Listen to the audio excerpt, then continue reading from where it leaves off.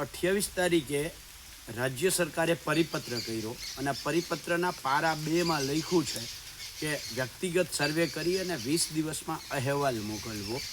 એ જ પરિપત્રના પારા 3 માં લખ્યું છે કે જે સેટેલાઇટ ક્રોપ ઇમેજ સિસ્ટમ છે એ મુજબ 12 દિવસમાં અહેવાલ જિલ્લા કક્ષાએ મોકલવો। હવે 12 દિવસ ને 20 દિવસનો લેખિત પરિપત્ર કર્યા પછી ગઈકાલે 29 તારીખે રાજ્યના પ્રવક્તા મંત્રી અને કૃષિ મંત્રી જીતુભાઈ વાઘાણી એમ કહે છે જાહેર માધ્યમોના માધ્યમથી કે આ પાક નુકસાનીનો સર્વે 7 દિવસમાં પૂરું કરવું। તો સરકારના દેખાડવાના અને ચાવવાના દાંત અલગ કેમ? લેખિતમાં 12 દિવસ અને 20 દિવસ લખે છે અને મૌખિક જ્યારે જાહેર માધ્યમોમાં અહેવાલ આપે છે ત્યારે એમ કહે છે કે 7 દિવસમાં આ સર્વે પૂરો કરવો। એટલું જ નહીં, ગઈકાલે કેટલાય ગામોમાં જે ગ્રામ સેવકો અને સર્વે કરવાની ટીમો ગઈ ત્યાં એને એવું કહ્યું કે અમને મૌખિક એવો આદેશ કર્યો છે કે ખેડૂતોની મગફળી સડી ગયેલી હોય, એના ઝાડવા, એના ભૂકો, પાંદડા બધુંય, તો એ તમારે ડેડવા ફોલવાના છે। ફોલ્યા પછી જો દાણામાં નુકસાની હોય તો જ એ નુકસાની કાઉન્ટ કરવી, બાકી આખો ડૂચો હળી ગયો હોય તો એ નુકસાની કાઉન્ટ કરવી નહીં।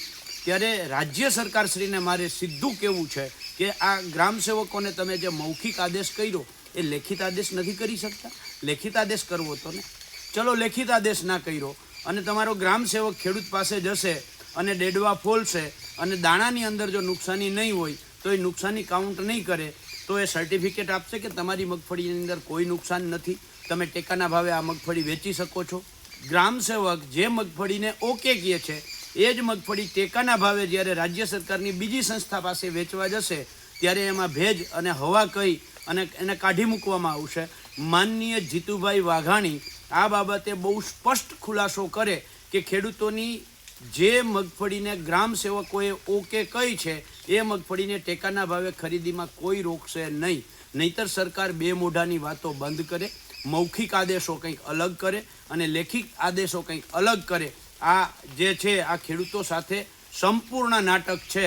ત્યારે રાજ્ય સરકારશ્રીને વિનંતી કરતો પત્ર લખ્યો છે કે તમારા તમામ સંસદ સભ્યશ્રીઓએ, મંત્રીશ્રીઓએ, ધારાસભ્યશ્રીઓએ ખેડૂતના ખેતરમાં જઈ અને સર્વે કર્યું છે અને એમાંથી કેટલાએ કહ્યું છે કે આ પાક નુકસાની બહુ થઈ છે, ખેડૂતોનું સર્વસ્વ લૂંટાઈ ગયું છે, એને માન્ય રાખવામાં આવે, ખેડૂતોનું સંપૂર્ણ દેવું માફ કરવામાં આવે તેવી અમારી બહુ સ્પષ્ટ માંગણી કરતો પત્ર રાજ્યના મુખ્યમંત્રીશ્રીને લખ્યો છે।